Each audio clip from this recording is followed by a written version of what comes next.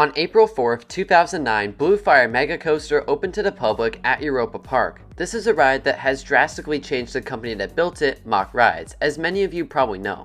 The question is not, did it change Mack Rides? Because we know the answer is yes. The question is, how did it change Mack Rides? Today, we are going to look back at the history of this company and look at Blue Fire and the importance of it in this German company's development. To do that, we need to go back to the beginning. We know Mack Rides today as a company that builds big roller coasters of all kinds and of all sizes all around the world. But we also know that, of course, Mack wasn't always this way. They used to build much smaller roller coasters, and going much farther back, we know that they started all the way back in 1780. This was the year that Paul Mack founded the company in the town of Waldkirch. I'm sorry, that was incredibly mispronounced, but I do not speak German.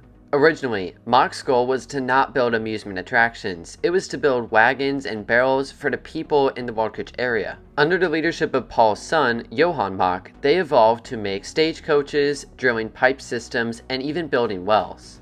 In the 1850s, they saw big growth, as there was significant growth in the stagecoach industry as a whole. This was also the period of time where they entered the theme park world, providing horses and carriages for fairground carousels. These were the first steps in making Mack Rides an amusement ride manufacturer, but in 1921 they took an even bigger step, installing their first roller coaster. This was Turmbahn, a side-friction wood coaster built for the German showmen Seibold and Herhaus. 15 years later, in 1936, they started making gas car rides. Even today, these types of rides are very common around the world. In the 1950s, Mack Rides really started to create their own roller coasters on a consistent basis. 1951 was the start of the wooden bobsled coaster.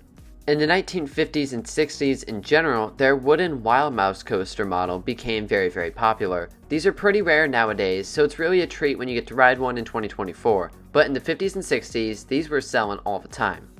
In the 1970s, Franz Mack had a brilliant idea. After visiting America, he decided, hey, why don't we make a Mack Rides theme park, where we can essentially use the park as a show floor for all our best and newest rides. This would be located near the company's factory, and on July 12, 1975, none other than Europa Park opened to the public. And it was already a huge success. 400,000 people visited in just their first year alone. The following year, in 1976, Mack opened their first powered coaster, Apache Whirlwind. This ride model has become incredibly successful for the company. For about a decade, this was Mack's claim to fame, but in 1985, Schweizer opened at Europa Park as the first steel bobsled coaster the company had ever built. These roller coasters are unique, and the design of it allows riders to swing back and forth along the trough.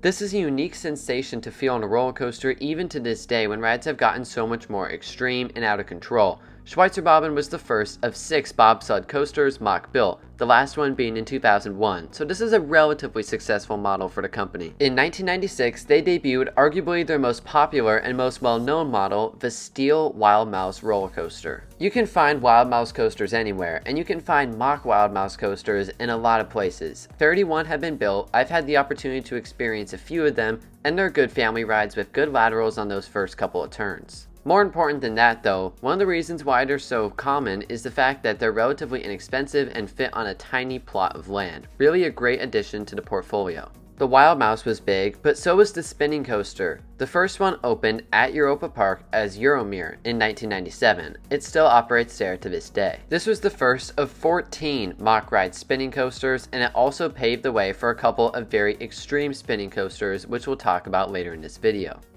A year later, in 1998, Journey to Atlantis opened at none other than SeaWorld Orlando. This was the first Mack Rides water coaster, a ride combining elements of a log flume, boat ride, and roller coaster. This has been very successful, 12 installations around the world for the Mack water coaster.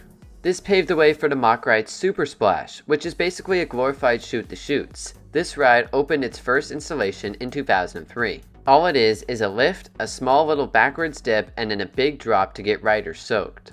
It's basically a water ride that you can market as a coaster. 6 of these have been built. The previous 2 ride types have been successful. The next one, the E-Motion coaster, which opened in 2004, really has not been. This was supposed to be the next generation of Wild Mouse, basically, but it didn't quite work out that way. The vehicles were supposed to be able to move in different ways, but Tulariki at Lenimaki in Poland did not get good reviews, and so only 2 of these were sold. 2006 saw the debut of another model, the Yunstar coaster, which was a family ride. The Yunstar coaster has been relatively successful, with a couple installations at Universal Parks and 6 installations overall. So far, we've seen Mack build almost exclusively family rides, and rides that aren't too extreme at all. But in 2009, when Blue Fire Mega Coaster opened, that all changed. This ride opened at their show floor at Europa Park, and it sent a message to the entire theme park world that Mack Rides wasn't just Wild Mouse coasters, it wasn't just powered coasters, they were building thrill rides. Blue Fire was an instant success. 3,464 feet of track, a height of 124 feet, a speed of 62 miles an hour, 1 launch, and 4 inversions. After a dark ride scene, the ride would begin with that 62 mile an hour launch, 0 to 62 in 2.5 seconds. That's the first element in a now familiar layout. This coaster has been cloned 8 times. After a big left-hand turn, you swoop down and go for your first inversion, a vertical loop. After slowly maneuvering through this vertical loop, you take a low right-hand turn and rise up into the mid-course brakes. From here, you drop down to the right, entering the next 2 inversions, back to back, known as the Twisted Horseshoe Roll. This is a pretty rare maneuver. Outside of Blue Fire and its clones, only 3 coasters in the world have this maneuver. From here, you glide up into an S-hill, turn left, and approach the best moment of the ride.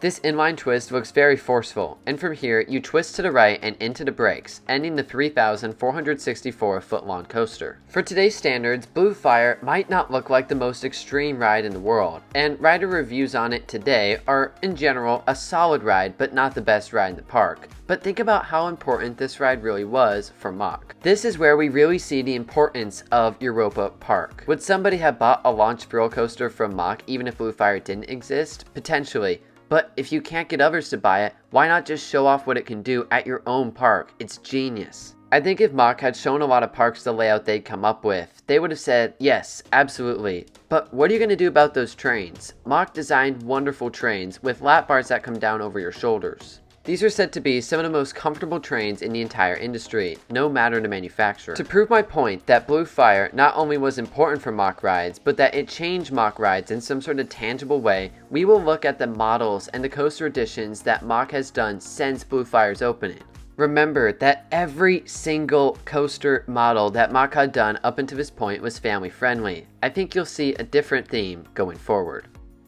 In 2013, we got the first Mega Coaster from Mack Rides. Despite Blue Fire being called Blue Fire Mega Coaster, it is not actually a Mega Coaster because it has a launch. Storm at Etnaland, though, was the first Mega Coaster from Mack. This ride type would feature airtime-centric layouts, and they look like great coasters. I will admit that 2014 didn't see the most extreme coaster model addition from Mack, but they did see the addition of Arthur and the inverted powered coaster. Like the traditional powered coaster, these rides featured motors within the trains, allowing them to move up and down slopes at any speed that you desired. Despite the awesome potential for this ride model, unfortunately there have only been 3 built, so technically only 2 models sold besides Arthur, the one they built at Europa Park. 2 years later, in 2016, however, they had what I would argue to be one of the biggest years in their company's history. They revealed 3 new models, one of the biggest ones being the Hypercoaster, a ride type that stands 200 feet in the air. On the very first day of that year, Flash at Liwa Adventure would open, a ride that goes 200 feet in the air, has 4,000 feet of track, a couple of inversions, and a 71 mile an hour top speed. Furthermore, Lost Gravity would open at Wallaby Holland. This is the first Mack Rides Big Dipper. It seems to me that this is basically Mack's take on a Gerstlauer Eurofighter. Small trains, inversions, basically any elements you can think of. A nice dynamic ride experience. Come the end of this year, 4 of these will have been installed. But that wasn't it for 2016. They also debuted Pulsar at Wallaby Belgium. This was the first Mack This is the next iteration of their water coasters. The main difference being spikes on each end of the layout, a shuttle coaster design, and launches in the middle. These haven't been too popular, but it's a cool idea nonetheless.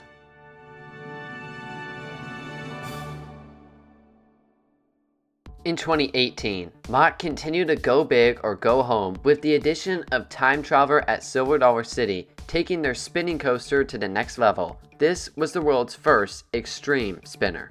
If these coasters had normal sit-down trains, I think they'd still be pretty enjoyable, but that's the thing, they don't. They have controlled spin cars that make the experience even more wild. You take elements at different spots every time. For these reasons, Time Traveler at Silver Dollar City and Ride to Happiness, its successor, are seen as some of the most pure fun coasters in the world. So after everything awesome this company has done, what are they doing now? Well, in 2024, they debuted Voltron at Europa Park, their first striker coaster. This ride looks absolutely brilliant, and they went all out. 4,544 feet of track, 7 inversions, a height of 106 feet, a speed of 62 miles an hour, multiple launches. It has it all. At last, at long last, the best coaster at Mack's theme park is finally a Mack. So, I hope you see what I mean. Pre-Blue Fire, Mack was very focused on family coasters, and there's nothing really wrong with that. But post-Blue Fire, it's almost exclusively thrill rides, at least in terms of new models. That ride really did change the German company, and I think that Mack would not be the same today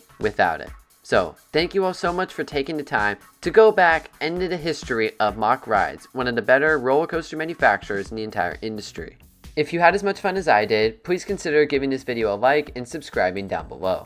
Also, if you like this concept of video, really leaning into the history of the roller coaster industry, let me know down in the comments below what rides, what companies, what manufacturers you'd like to see in-depth videos for. And so, until next time, thank you all for watching. See you then.